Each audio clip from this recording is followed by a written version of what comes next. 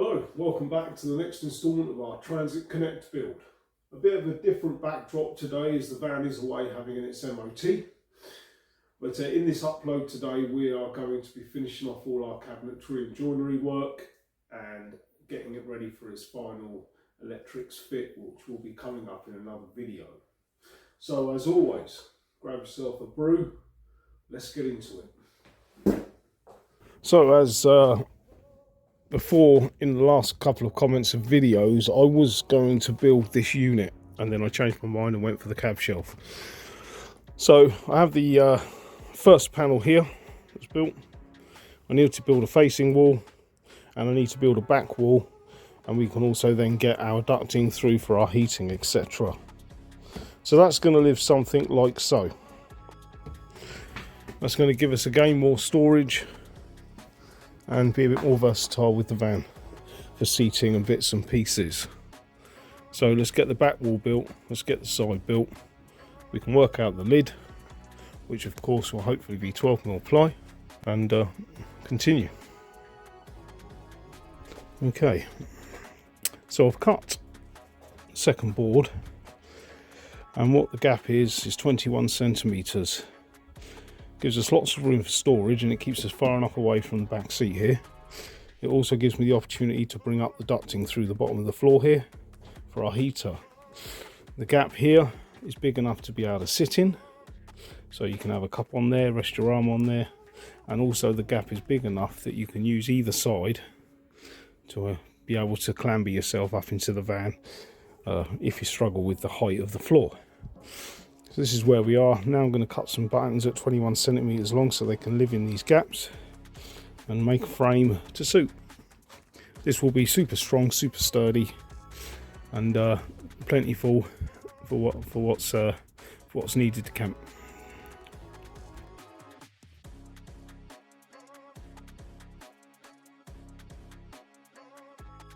Okay, so this is where we're at so far. Got ourselves a box. Pretty strong enough for what we need anyway. Get it in position. Got to get the face on the front, and that'll look all nice and tidy, and also build up the lid.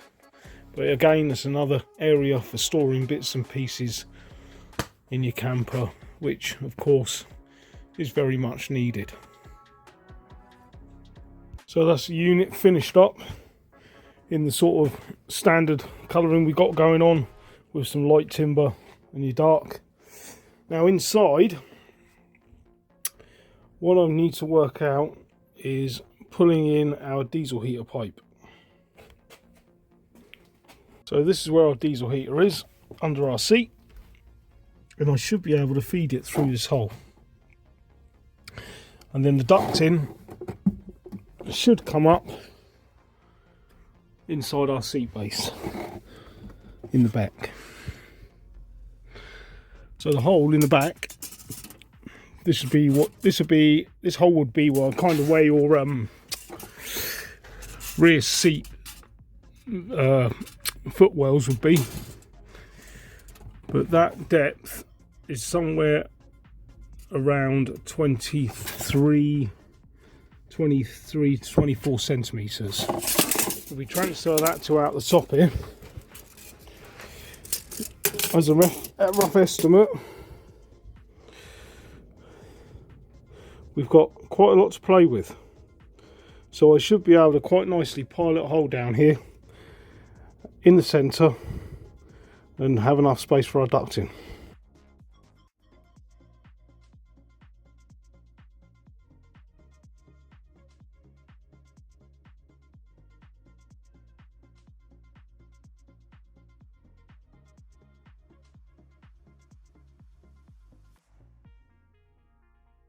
That is the hole cut for the diesel heater.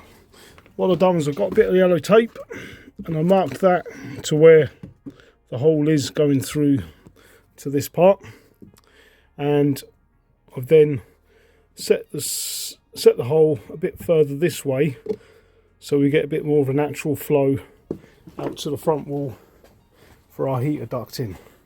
What I can do now is get in there and clean all that up, fit the heater duct in, drill a hole for our vent, and we're good to go.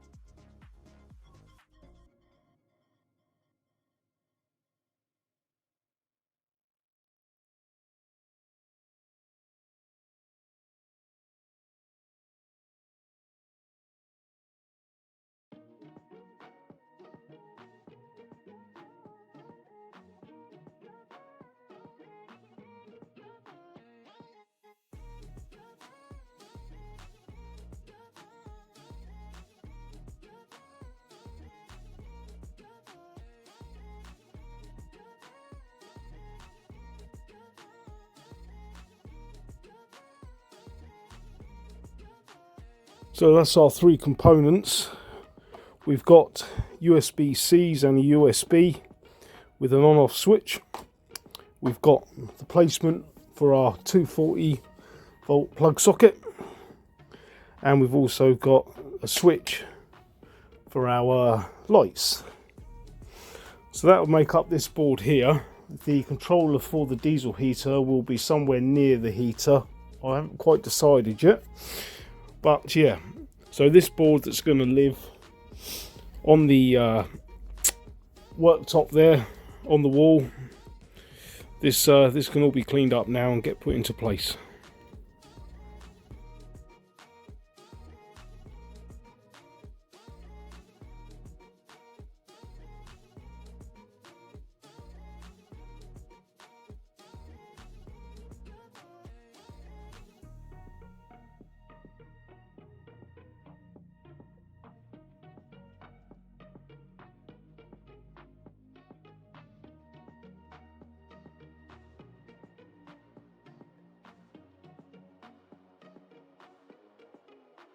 Right, next up we're going to make the lids for this.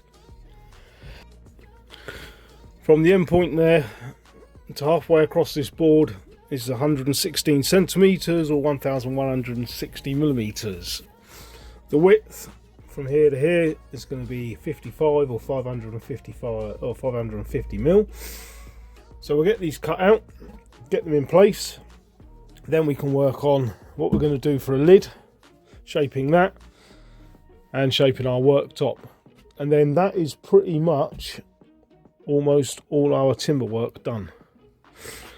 So on our 12mm birch I've marked out the 116, but I'm also going to add 5mm just for extra clearances and discrepancies with blade widths and sanding and bits. But yeah, so 1165 would be the cut width. We'll get that done.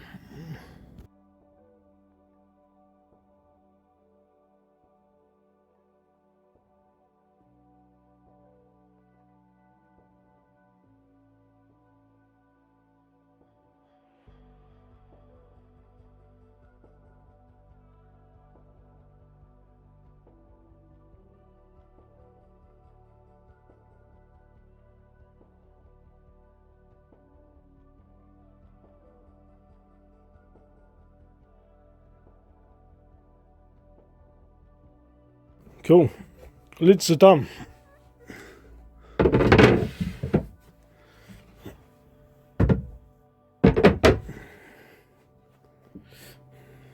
What that now does is give us a decent sized double bed. Got this lid to make, worktop, nearly there. So our lid's done.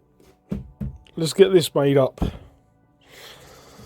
I'm going to shape it so it does drop in, go round and come back. This will be a removable lid that obviously you can store in, which would be great. And then we'll do our worktop, but we are getting close.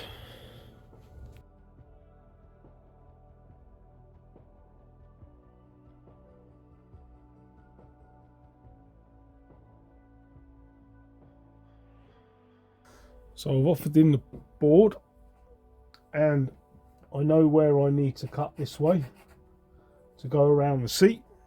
Let me just double check that.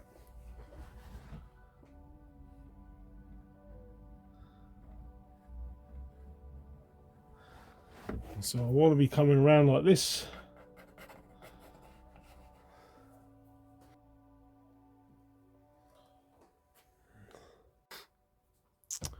So then, to get the depth right, I know that this is the end of where the board needs to be. So I should be able to measure from there to there, and then put it into here and take it off, which will allow the board to go in that way. That's the idea anyway. So I'll get this measured. I'm going to cut it smaller than the measurement and then feed my way into it. If I cut it to the measurement that I've taken and I've got it wrong, then I'm in trouble with the board. So yeah, we're going to make our shape here and then get our depth and take it off. That'll allow the board to move that way.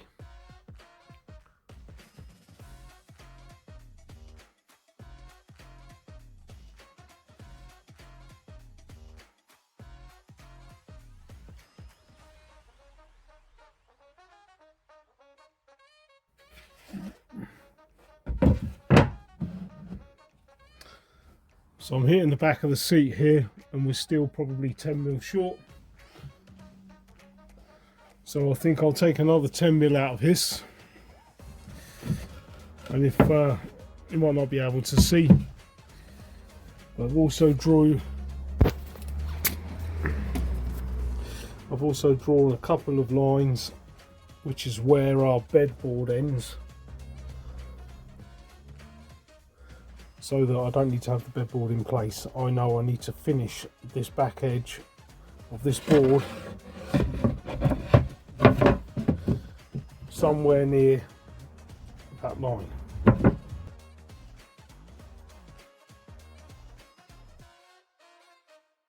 Okay,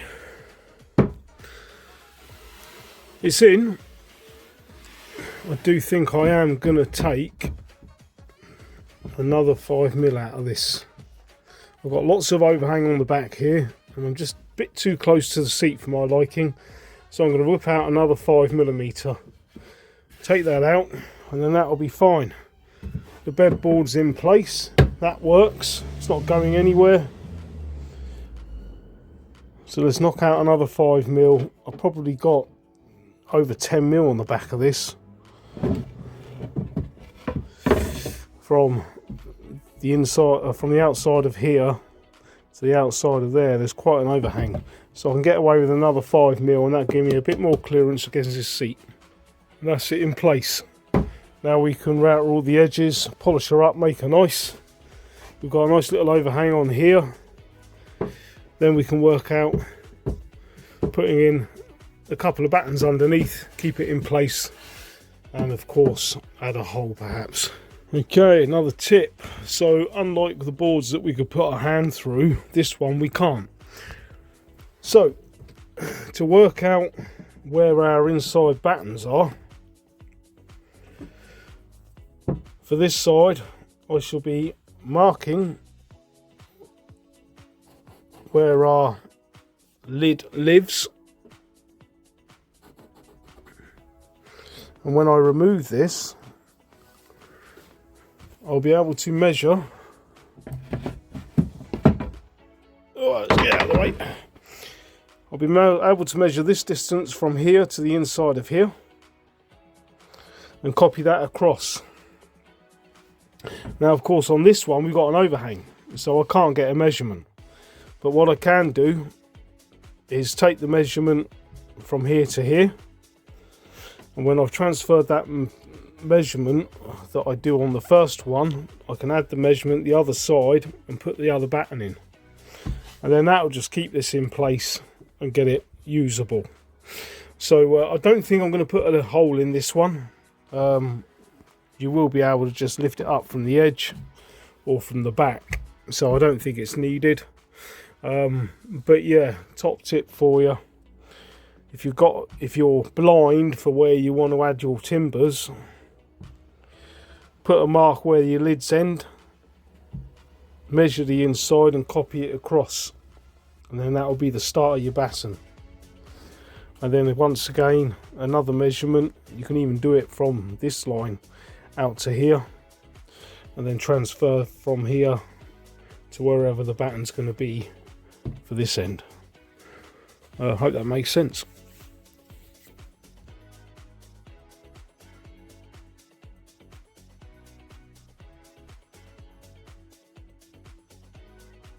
So the first ones are drawn 17 million, and then I've carried it across to 22.7. So in correlation to the board, I've come in 17 and then gone across to 23. So I can now, as before, double-sided tape some battens on, test it, and if we're good, get them fixed in.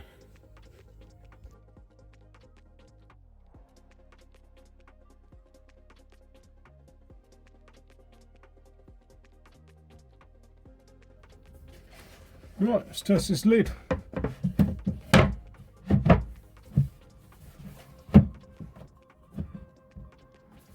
There we go. Well, it goes in there. I think that's more than okay. Okay, that's our lid in place. Obviously can't come out because of our seat where it wraps around. We're in position, everything's great. It works as it needs to work.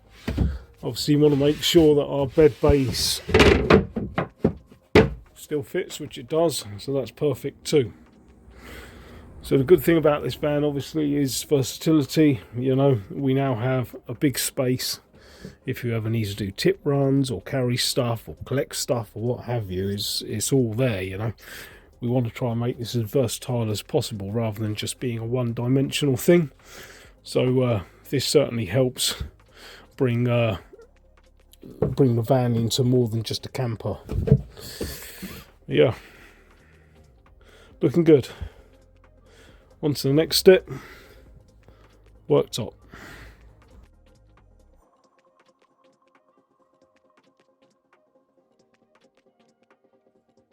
Off camera I've made the worktop. Not too difficult, nothing special.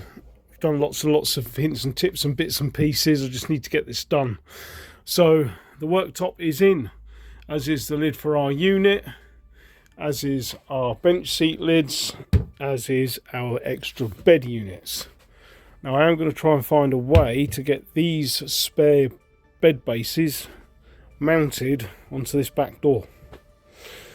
So that'll be well out of the way and all's well in the world. On the whole, we're looking pretty good.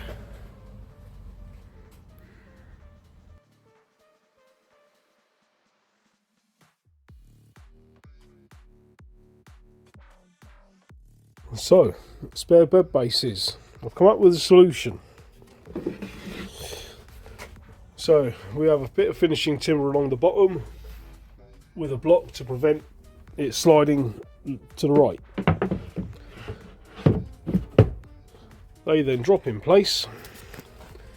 They can't come out because they hit the back of this, and with the door shut they still can't get out.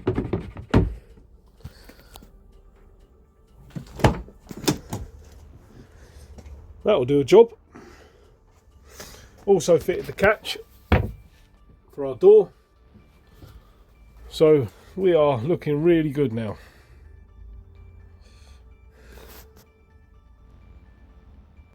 I've also added a table,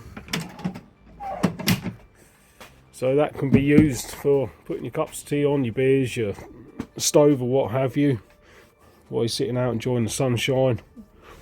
You don't want to be cramped up in the van cooking. So yeah, a little camping stove on there. So that can drop down. That can drop down like so. With regards to upholstery, I'm going to leave that for the next owner, because colour choices and what have you are a personal choice. But essentially there will be a cushion you make down here and a cushion for here. This cushion can then drop into this hole when the bed's made up, and that will give you your double bed. You can make an extra little cushion here that you can drop down into there or into the cupboard or wherever, just so you don't need to have extra cushions around. So yeah, essentially it's 2 cushions and for your sofa, and 1 small one for here if you wish. So yeah, as I say, this van's going to be up for sale, and if you are interested, pop me a message on the details down below, and we'll come up with a deal. And yeah, it's going to have full 12 months MOT. It's going to be nice and presentable, and a good usable little camper van for getting away on all those little weekends away or what have you. Okay, that's it for the build. I think we're pretty much there now. There's a couple of little bits and pieces to do, which I'm not going to bother filming. The next video will be electrics. That may come out after the van has sold. The van is up for sale this week at some point.